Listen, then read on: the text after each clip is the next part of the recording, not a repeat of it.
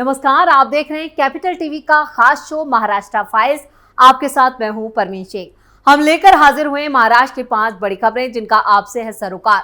आपको बताएंगे मुंबई पहुंचे अमित शाह ने कैसे बढ़ाई उद्धव की मुश्किलें, खड़गे के बयान से क्यों मुश्किल में आए उद्धव पवार, नितिन गडकरी के मोर्चा संभालते ही क्यों विपक्ष हुआ परेशान, क्या ओवैसी भी होंगे अघाड़ी का हिस्सा, और फडणवीस की किस बयान पर भड़के संजय राउत। इसके अलावा जानेंगे कौन किसे दे रहा है चुनौती, कौन किसकी बढ़ा रहा है टेंशन। साथ ही आपको इन सभी खबरों से कराएंगे रूबरू। लेकिन तमाम बड़ी खबरों में आगे बढ़ने से पहले एक नजर डालते हैं महाराष्ट्र की टॉप हेडलाइंस पर। मुंबई पहुंचे अमित शाह ने की बड़ी बैठक, शिंदे, फडणवीस और अजित पवार बैठक में शामिल। चुनावों को लेकर शाह ने किया बड़ा ऐलान। लाड़की बहन योजना पर कांग्रेस अध्यक्ष मल्लिकार्जुन खड़गे का विवादित बयान, चुनावों में उद्धव पवार की बढ़ सकती हैं मुश्किलें। खड़गे बोले 2000 में मोदी ने महिलाओं का सम्मान गिरवी रखा। महाराष्ट्र विधानसभा चुनाव में केंद्रीय मंत्री नितिन गडकरी का अहम रोल होगा, बोले भगवान हम पर प्रसन्न है, जीत हमारी होगी। महाराष्ट्र में AIMIM और महाविकास अघाड़ी मिलकर लड़ेंगे चुनाव, गठबंधन का भेजा प्रस्ताव, क्या उद्धव ओवैसी पर होंगे राजी।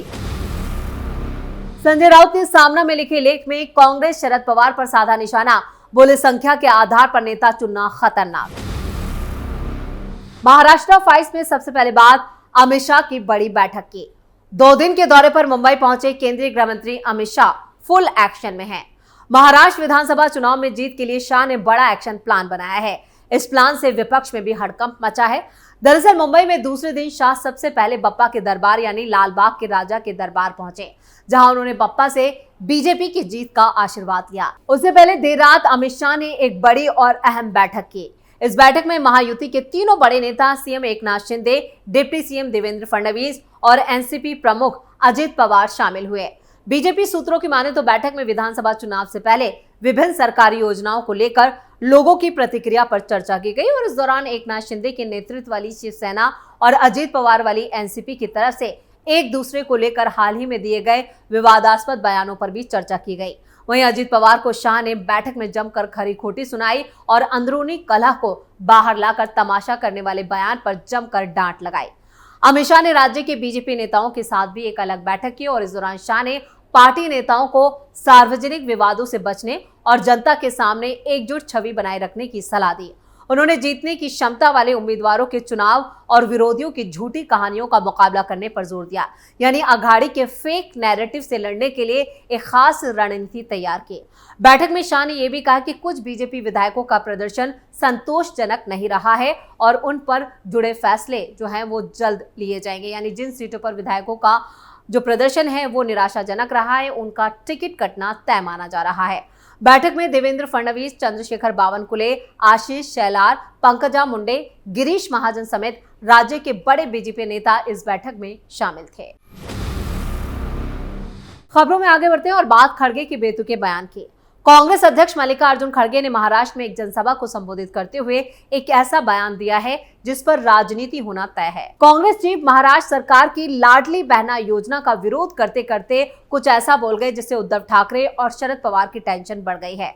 खड़गे ने कहा कि महाराष्ट्र में महिलाओं को 2000 रुपए देने की एक योजना है। वो कह रहे हैं कि पैसे दो और महिलाएं वोट देती हैं। 2000 रुपए में स्वाभिमान बिकता है। मोदी ने 2000 रुपए में महिलाओं के स्वाभिमान को गिरवी रख दिया है। चलिए देखते हैं और क्या कुछ कह रहे हैं खड़गे। अरे 2000 रुपये पैसे देऊन ते एक योजना काढली ना त्यांनी, सगळ्या स्त्रियांना देणं आणि त्या पैसा दिल्यामुळं ते महिला त्यांना वोट देतील, स्त्रिया त्यांना वोट देतील, ह्या समजुतीनं ते लोक पैसे द्यायला सुरू केले। अहो तुमचं 2000 रुपये बघता, 2000 साठी तुमचं स्वाभिमान विकता, महाराष्ट्राचा स्वाभिमान गिरवी ठेवता, मोदीकडे गिरवी ठेवता तुम्ही। 2000 साठी 1000 साठी मोदीला तुम्ही गिरवी ठेवता महाराष्ट्रात। कांग्रेस से शिंदे गुट में शामिल हुए संजय निरुपम ने खड़गे के बयान पर कांग्रेस को जमकर घेर लिया। संजय निरुपम ने खड़गे के वीडियो को सोशल मीडिया प्लेटफॉर्म एक्स पर साझा किया उन्होंने कैप्शन में लिखा, ये बुजुर्गवार कांग्रेस के अध्यक्ष हैं, लाड़की बहन योजना का विरोध करते करते महाराष्ट्र की तमाम माताओं बहनों का अपमान कर बैठे। ऐसी गलिच भाषा का इस्तेमाल खड़गे जैसे जातिवादी लोग ही कर सकते हैं। ये सब इनके डीएनए में है। कर्नाटक में राजनीति करने वाले कांग्रेसी और कर्नाटक की राजनीति से निकले कांग्रेसी वैसे भी महाराष्ट्र से और मराठी भाषी समाज से हमेशा नफरत करते रहे हैं। खड़गे महाराष्ट्र से नफरत करने वालों में सर्वोच्च शिखर पर बैठे हैं। अब विधानसभा चुनाव को देखते हुए शरद पवार और उद्धव ठाकरे को इस बयान से टेंशन होना तय है। तीनों दलों के बीच पहले ही सीएम की कुर्सी को लेकर दंगल जारी है। उद्धव ठाकरे फिर सीएम बनना चाहते हैं, वहीं कांग्रेस और एनसीपी ये साफ कर चुके हैं कि सीएम पद को लेकर हालात जो भी होंगे वो चुनाव के बाद और जो नतीजे आएंगे उसे देखते हुए साफ होंगे। ऐसे में अब चुनाव से ठीक पहले खड़गे के विवादित बयान ने महाराष्ट्र की राजनीति में भूचाल ला दिया है। खबरों में आगे का रुख करते, बीजेपी ने इस बार महाराष्ट्र में केंद्रीय मंत्री नितिन गडकरी पर भरोसा जताया है, जो करीब 100 से ज्यादा प्रचार सभाएं और रोड शो करने वाले हैं। यानी इस बार गडकरी महाराष्ट्र चुनाव प्रचार में बड़े स्टार प्रचारक रहेंगे। गडकरी ने इसको लेकर कहा है कि चुनाव में बीजेपी को यश मिलेगा। उन्होंने कहा कि चुनाव के लिए भगवान से कुछ मांगने की जरूरत नहीं है, भगवान हमारे ऊपर प्रसन्न है। दरअसल नितिन गडकरी ने जिस तरीके से लोकसभा चुनाव के दौरान 95 जनसभाएं की थी, उसी तर्ज पर वो महाराष्ट्र विधानसभा चुनाव में बीजेपी और महायुति को जिताने के लिए प्रचार सभाएं और रोड शो करेंगे। देश भर में नितिन गडकरी अपने काम के लिए जाने जाते हैं, साथ ही महाराष्ट्र में उनके चाहने वालों की एक बड़ी तादाद है। उनके भाषण देने का अंदाज भी लोगों को काफी प्रभावित करता है। नितिन गडकरी का प्रभाव महाराष्ट्र में तो है ही, लेकिन विदर्भ में उनका प्रभाव काफी ज्यादा देखा जाता है। विदर्भ में 60 से ज्यादा सीटें आती हैं। ऐसे में बीजेपी का फोकस इन सीटों पर ज्यादा रहेगा।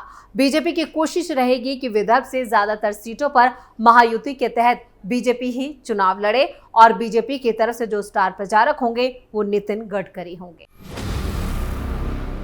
खबरों में आगे का रुख करते हैं। महाराष्ट्र विधानसभा चुनाव को लेकर असदुद्दीन ओवैसी की पार्टी AIMIM ने अपनी रणनीति में बदलाव किया है। AIMIM ने महाविकास अघाड़ी को गठबंधन के लिए प्रस्ताव भेजा है। एमवीए में कांग्रेस, उद्धव ठाकरे और शरद पवार शामिल हैं। AIMIM नेता इम्तियाज जलील ने बताया कि उनकी पार्टी ने महाविकास अघाड़ी को गठबंधन का प्रस्ताव भेज दिया है। अगर विपक्षी गठबंधन हमारे प्रस्ताव पर जवाब नहीं देता है तो हम अपने बूते पर चुनाव लड़ेंगे। इम्तियाज जलील ने आगे कहा कि बीजेपी नेतृत्व वाले महायुति को महाराष्ट्र में फिर से सरकार बनाने से रोकने के लिए हमने गठबंधन का प्रस्ताव दिया है। इसके बदले AIMIM ने राज्य की चंद सीटें देने की डिमांड की है, जहां AIMIM का मजबूत प्रभाव है। AIMIM नेता ने आगे कहा, एमवीए ने उनके प्रस्ताव पर चर्चा के लिए कुछ समय मांगा है। हमने बहुत इंतजार किया। अगर वो आखिरी समय में हमें साथ लेने से इनकार कर देते हैं तो क्या होगा? अगर जवाब नहीं देते हैं तो हम अपने इच्छुक उम्मीदवारों के लिए फॉर्म वितरित करना शुरू कर देंगे। हम तय करेंगे कि राज्य में AIMIM कितनी सीट पर चुनाव लड़ेगी। हम अपनी स्थिति की समीक्षा कर रहे हैं। वैसे ओवैसी की पार्टी कितना भी दबाव बना ले, अघाड़ी में शामिल होने को लेकर यहाँ पर उद्धव ठाकरे की हां जरूरी है। ये उद्धव पर ही निर्भर करता है कि वो ओवैसी की पार्टी को अघाड़ी में जगह देते हैं या नहीं। ओवैसी के राजी होते हुए फिलहाल कहें कि यहाँ पर उद्धव ठाकरे ओवैसी को लेकर तैयार नजर नहीं आ रहे हैं। गौरतलब है कि महाराष्ट्र में 288 विधानसभा सीटों के लिए 1-2 महीने में चुनाव होने वाला है। पिछले विधानसभा चुनाव में यहाँ पर AIMI ने राज्य की 44 सीटों पर चुनाव लड़ा था, जिसमें से सिर्फ 2 सीटों पर उसे जीत मिली थी। तब बीजेपी को सबसे ज्यादा 105 और यहाँ पर बटी हुई एनसीपी को 56 और शिवसेना को भी 54 और कांग्रेस को 44 सीटें मिली। खबरों के आखिर में बात संजय राउत के बयान की। महाराष्ट्र विधानसभा चुनावों से पहले राजनीतिक तापमान बढ़ चुका है। उद्धव ठाकरे ने अपने मुखपत्र सामना के जरिए अघाड़ी के घटक दल यानी कांग्रेस और शरद पवार पर बड़ा हमला बोला है। वहीं संजय राउत ने महायुति सरकार और बीजेपी पर तीखा हमला बोला है। सामना में उद्धव गुट की शिवसेना ने कहा है कि संख्या के आधार पर नेता चुनना खतरनाक है। यह बयान शरद पवार के उस बयान का पलटवार है जब उद्धव की तरफ से सीएम फेस घोषित करने की मांग की जा रही थी, जिस पर शरद पवार और कांग्रेस ने कहा था कि जिसकी जितनी संख्या होगी उसी का सीएम होगा।